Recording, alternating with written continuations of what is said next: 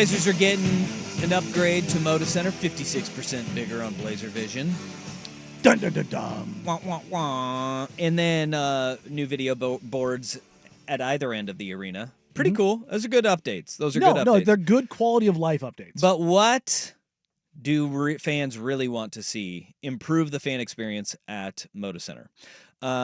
We have one text that said, Moda Center has no leg room, followed up by another man who says, as somebody who's 6'10", I'd love to pay extra if there was a tall person section in sports arenas, but I understand that's wishful thinking. No, it's not, though, in the sense of, like, there should be sections, particularly in the 200 level. Well, airlines do this That's all what the I'm time. saying. Airline like, premium business sitting. class Yes. and first class. You shouldn't need to sit courtside to have leg room. Yeah. There well, should be even if you're 6'10", sitting courtside, there's still not a lot of space there. That's true. Unless you're on the baseline, you get some more room. Yeah. But the idea of like having premium seating and not just have it be nicer seats, but have there like be leg room. The season tickets that my family had, we got them purposefully because there was at this point in time, I think they've crunched them up a little bit, but there was more leg room because of the way that area was designed. I think it was section 226 row C. And there was like maybe 10, 12 inches more room. You tall meringues needed it. Yeah, no, I definitely didn't because my legs, as we have discussed many times, are very short. But it was nice having that extra room. Another text says, if I could change anything about the fan experience, it would be to have the PA guy calm down a little bit and quit yelling at us so much and think about maybe not having excruciatingly loud music during every break. Mark Mason ain't quitting. No, Mark Mason is the GOAT. How dare you? Sometimes music is like, you go, whoa. Yeah, That's a little loud. I've heard that complaint. I'm not going to complain about that, Again, though. my hearing is shot from hundreds of thousands of rifle rounds, so I don't really notice it.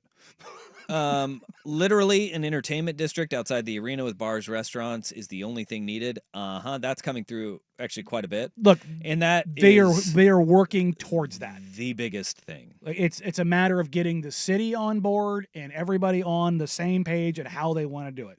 Look, Veterans Memorial Coliseum, I am a veteran. Blow it up. Yeah. The monument is under I think, ground for what people actually know. Like it's but I do believe. I mean, you do need it. The Coliseum is needed because of the Winterhawks, the WNBA team 100%. that is coming to town, and then the fact that you can still have concerts if you make it smaller, the footprint smaller. Yeah. Then I think it works, and that is something that the city actually could turn it into like a 9,500 seat. But then you would have also the ability to bring in smaller concerts where you don't have to sell out Moda Center for it, or don't have to go Theater of the Clouds. You can, but in that lessens the footprint, but also allows room because it's amazing how little space you actually need for an entertainment district like that. They actually have the space right now. Yeah, and you stack. I mean, think about the space in between Moda and the veterans. There's a lot of space there. People have probably become more familiar with it because we saw the Luka Doncic funeral. But in Dallas, right outside their arena, they've got on either side. It's a pretty narrow walkway. But they have on both sides buildings that 2 stories, restaurants, stores.